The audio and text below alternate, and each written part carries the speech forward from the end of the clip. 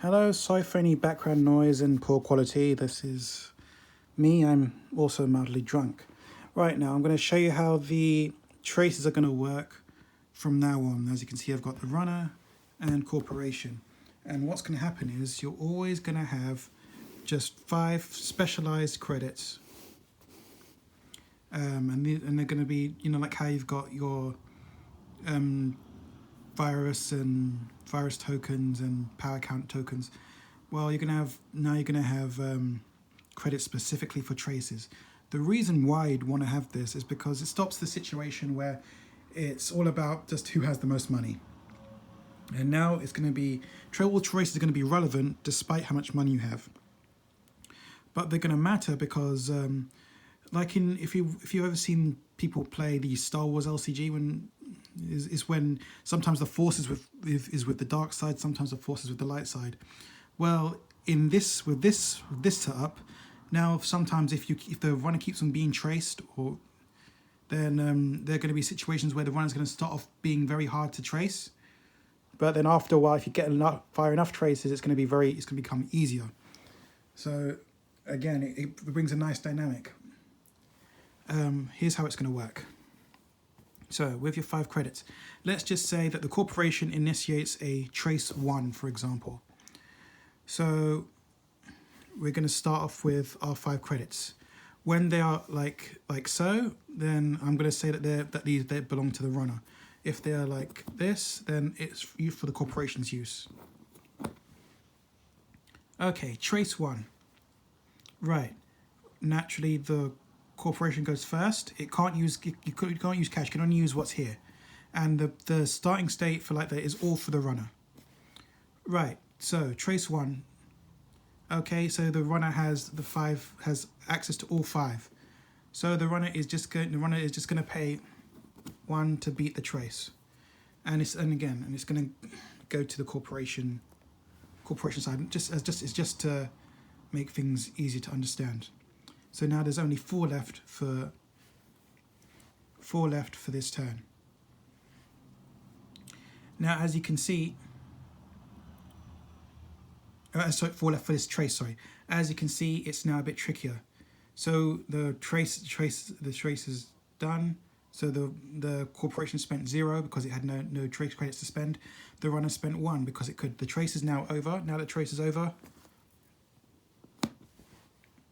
goes back, and now the corporation has access to 1. Right. So let's say it happens again. If there's another trace 1, okay. So corporation gets trace 1. Of course, corporation goes first. So it can now make this trace 1 into a trace 2 if it spends the 1 credit. So let's give that a try. So even though the corporation knows that it's going to lose this, it's still going to spend that 1 to make it a trace 2. Right, now the runner has to beat trace 2. So it spends 2.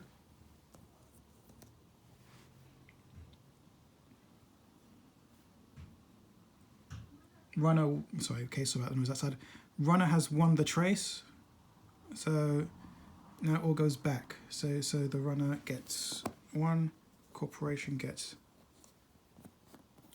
And you see that? You see what's happened there?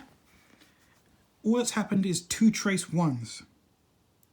But already, because the runner has been hitting these trace 1s, the dynamic is changing. See, it's getting harder and harder naturally in game for the runner to avoid traces. And these aren't going to set back. It's just going to keep going like that for the rest of the game. So if the corporation keep pressuring these traces, keep landing them, eventually they're going to start hitting. Now let's just say, for sake of argument, that like the over the course of the game, the runner has been worn down. It's had enough traces thrown upon them. Now the trace is going to start causing pain. So trace 1 again. The corporation is not going to pay anything extra because it's trace 1. The runner cannot pay anything. I'm not going to worry about link or anything like that for now, but yeah, so the runner can't pay anything. Wow, it lands. And it's just devastating. Oh, but Jason, how can you get these back? Because as you can see now, the runner has no reason to. The corporation has no reason to pay for these credits. Well, here you go. Well, that's where that you can have, like, instead of having link cards, you can have signature cards that you can trash to flip them back. Failing that, there is a natural way to get these to turn back.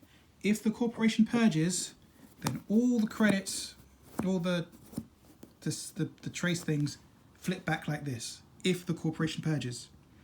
So if you can find a way to put in viruses and force the corporation to purge, you can get your trace back. See, and already that creates a dynamic. So you can pressure them one way, or you can pressure them another way. There's also going to be cards that forcefully allow the runner to regain their trace. And they're going to be attached to stuff like breakers, econ generation. So you can have econ cards. You can either take the money from the econ cards for generate crash, or you can sacrifice the cash on the cards to make them flip back, and that's going to be the dynamic.